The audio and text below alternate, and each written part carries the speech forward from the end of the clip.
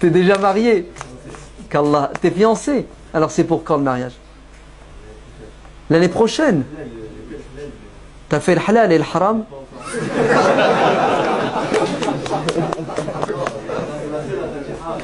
T'as fait la Fatiha et l'ikhlas? Qul huwallah. Pas encore. Tu sais que ça veut rien dire tout ça, hein? Halal, Fatiha. Ouais. En islam, le mariage c'est un contrat. Ouais, c'est un contrat. Ok? 2 plus 2 égale 4. Tu veux te marier avec moi? Oui. Combien tu veux? 3 Mercedes. J'accepte. T'assumes. Point final. C'est ça un mariage en islam. C'est pas un imam, la Fatiha. Tout ça c'est du pipeau et du baratin. Ça fait pas partie de... Ouais. Ouais, il y en a peu qui le disent. Enfin, c'est rien, je vais te le dire alors. D'accord? Donc, dépêche-toi, va vite à la mairie, fais ton contrat de mariage. Comme ça sera ta femme à 100%. Comme ça, si tu décèdes demain après-midi, la qaddar Allah, que Dieu te donne longue vie, bah, ta femme, elle aura le droit à ton héritage, puisque ça sera ta femme. Mais maintenant, si tu clapes, elle est morte, Mouskena. Oui ou non? Et ben voilà. Donc tu vois que ça, c'est pas bon. C'est pas islamique. Parce que ça respecte pas le code. Hein, l'islam, il y a un code du mariage. Un code, c'est des lois, des droits et des devoirs. Ouais. À l'époque du prophète, c'était comme ça. C'était comme ça. À l'époque, c'est rien. Écrit ou pas écrit, à l'époque du prophète, il ne savait pas écrire, il ne savait pas lire, en majorité. Ouais. Mais c'est pas parce qu'à l'époque du prophète, on n'écrivait pas qu'on ne doit pas écrire aujourd'hui. Ben, les témoins d'aujourd'hui, on met par écrit leurs témoignages et leurs signatures. Parce qu'aujourd'hui, il y a beaucoup d'arnaqueurs. Ouais. Il y a beaucoup de gens malhonnêtes. La preuve, il y en a qui font ce que tu as appelé la fatha. Il fait la fatha avec la meuf. On se mariera dans 1 an. Ok? Après 6 mois, il a trouvé mieux que la meuf, elle lui plaît plus. Il s'est pris la tête au téléphone avec elle. Ben, tu sais ce qu'il fait? Il fait quoi? Il divorce. Non, il divorce pas, il la tège. Eh oui. Il cherche pas à divorcer selon le Coran et la Sunna. Il cherche pas la loi d'Allah. Qu'est-ce qu'elle dit au sujet du divorce? C'est comment il fait? Il tire son épingle du jeu. Il dit à la meuf, stop. Et il sait pas que c'est pas gratuit le divorce.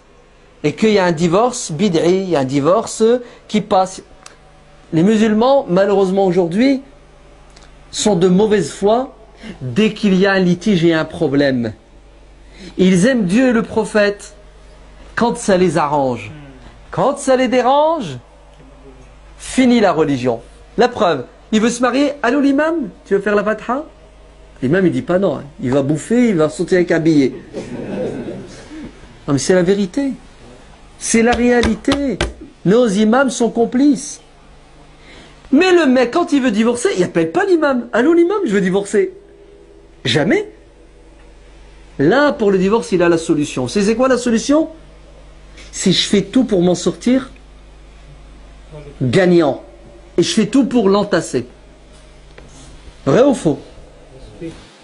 C'est la réalité. Ouais, mais Allah, il est dans le ciel, il n'est pas sur terre. La foi, c'est de la bêtise quand on est dans le conflit. Elle n'existe plus.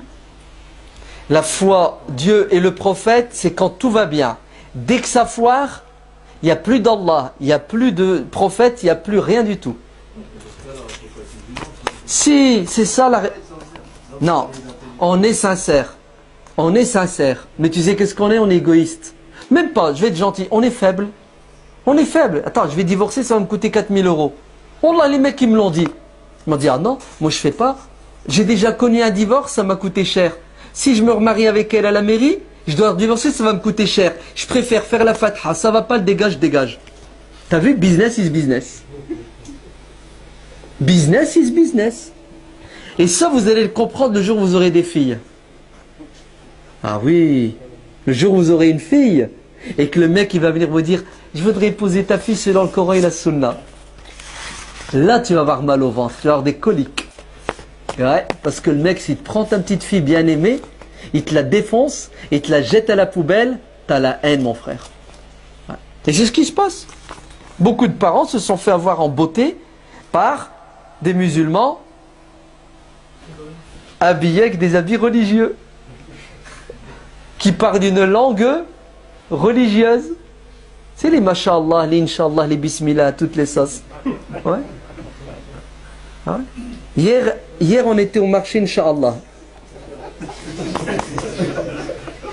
C'est-à-dire, le mec, quand il parle, il n'est même pas conscient qu'il est en train de dire n'importe quoi. Mais tu sais ce qui compte?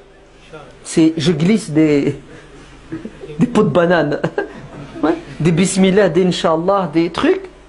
Et puis ça donne quoi? Ça donne, oh, hada, tu lui donnes le bon Dieu sans confession. Tu lui donnes ta fille, bismillah, khoda. Et il te la rend comment?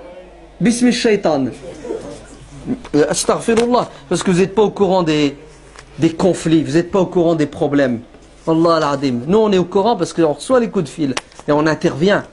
Allah al-Adim, faites attention. On est dans une époque, une période très compliquée. L'habit ne fait pas. Oh là là, il veut pas lâcher le moine Hada. C'est incroyable là.